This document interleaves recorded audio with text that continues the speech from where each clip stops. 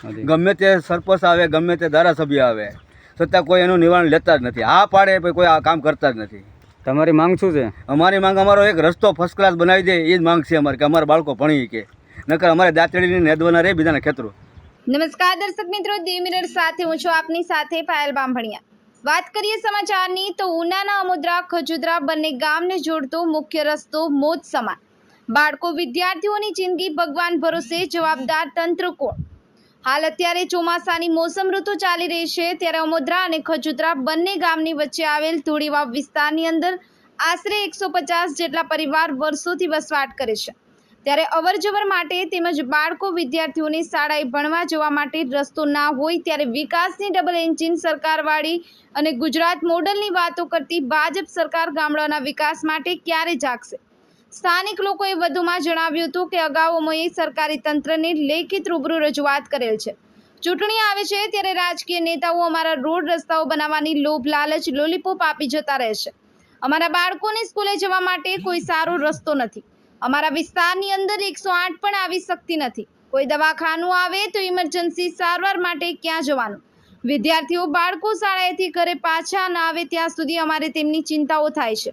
Road રસ્તાઓ પર મોટા ખાડા પડી ગયા છે. બંને સાઈડ ઉપર ગાંડા બાવળ હોવાને કારણે વિદ્યાર્થીઓને કોઈ મોટી જાનહાનિ થશે તો જવાબદાર કોણ? આવા અનેક પ્રકારના પ્રશ્નો, સવાલો વીજળીવાવ વિસ્તારની અંદર રહેતા લોકો માટે તો જવાબદાર કોણ અને જવાબદાર તંત્ર પણ આ બાબતે આગળ આવે. ટૂંક સમયમાં આ રસ્તો બનાવવામાં નહીં આવે તો બાળકો વિદ્યાર્થીઓ પોતાના વાલીઓ સાથે ઉના પ્રાંત કચેરી ખાતે ધરણા ઉપર બેસી ઉગ્ર આંદોલન કરવાની ચીમકી દર્શાવી હતી. સંવાદદાતા વિજય સોલંકી સાથે કેમેરામેન જયેશ સાખડ, દી મિરર ન્યૂઝ, ઉના. મારું નામ ગોસ્વામી હિરેનગીરી. હું ધોરણ 12માં અભ્યાસ કરું છું અને અમોદરા વિની મંદિરમાં ભણું છું. અમારે રસ્તાની હાલવામાં તકલીફ થાય છે. રસ્તામાં ક્યાં પગ મૂકવો એ સમસ્યા છે. કેટલું દૂર થાય અમોદરાથી? અમોદરા અમારે 3 કિલોમીટર. કેટલાક સમયથી આ રસ્તાની સમસ્યા છે? ઘણા સમયથી છે. એટલે આ રસ્તો બનાવવામાં આવ્યો જ નથી અત્યાર સુધી? નહીં, બનાવવામાં આવ્યો જ નથી. કેટલાક વિદ્યાર્થીઓ સ્કૂલે ભણવા જાય છે અહીંથી? 35-40 જેટલા જાય છે. બહુ તકલીફ છે. અમોદરા સુધી? ખજુદરાની અંદર કોઈ વિદ્યાર્થીઓ ભણવા જાય? હા. ખજુદરામાં કેટલાક છોકરા ભણવા જાય? ખજુદરા 10. બરાબર છે. આ વિસ્તારની અંદર કેટલા પરિવાર રહે છે? આ વિસ્તારની અંદર 200 થી 250 લોકો અહીંયા વસવાટ કરે છે. એટલે તમારી માંગ શું છે? અમારી માંગ છે આ રસ્તો બનાવવાની.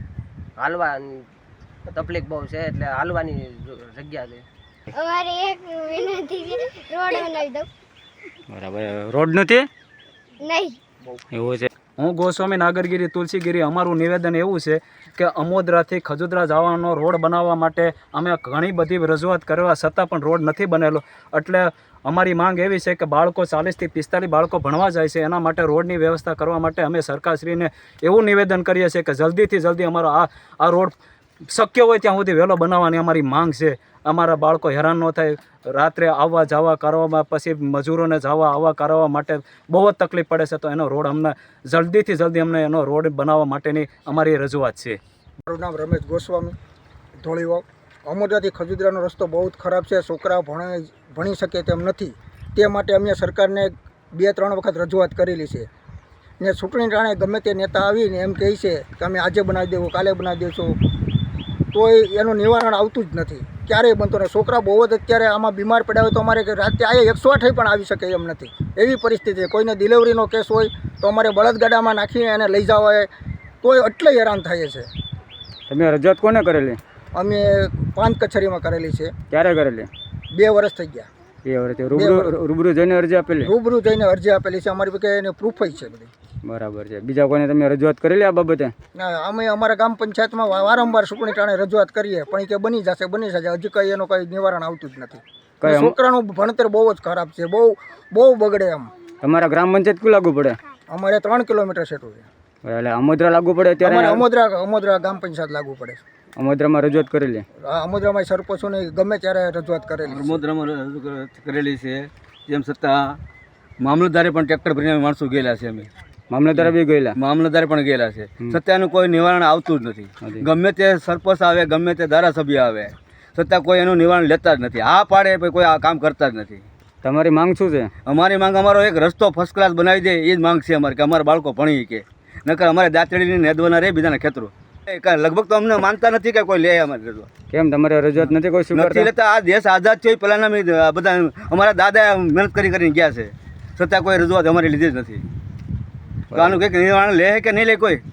ચૂંટણી ટાણે તો બધા મત માંગવા ચૂંટણી ટાણે તો મત લેવા તો પૂગી જાય. પુંજાભાઈ પહેલી વખત આવેલા હા ત્યારે અમારે આ બાજુ જોઈ આવી ગયેલા, હા છતાં અહીંયા હા પાડી ને 32 વર્ષ રાજ કરીને વૈયા ગયા. બરાબર છે. પૂંજાભાઈ હવે ક્યાં ધારાસભ્ય નથી? હવે પુંજાભાઈ ધારાસભ્ય નથી, બીજા કાળુભાઈ આવે છે. કાળુભાઈ હવે આશ્વાસન આપ્યું છે, હા હવે કદાચ બને તો.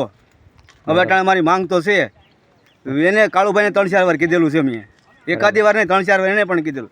અહીંયા કીધું બની જાય રસ્તો, 1.5-2 વર્ષ 2-3 વર્ષ તો વૈયા ગયા, હજી કંઈ થયું નથી. ધોળીવા વિસ્તારમાં કેટલા સમયથી કેટલા લોકો રહે છે? 200 થી 250 માણસો રહે છે. કેટલાક સમયથી રહે છે? પહેલેથી અમે સાંભળતું નથી, અમારા દાદા વખતનું છે. 500 વર્ષથી મંદિર છે જૂનું અમારું અહીંયા.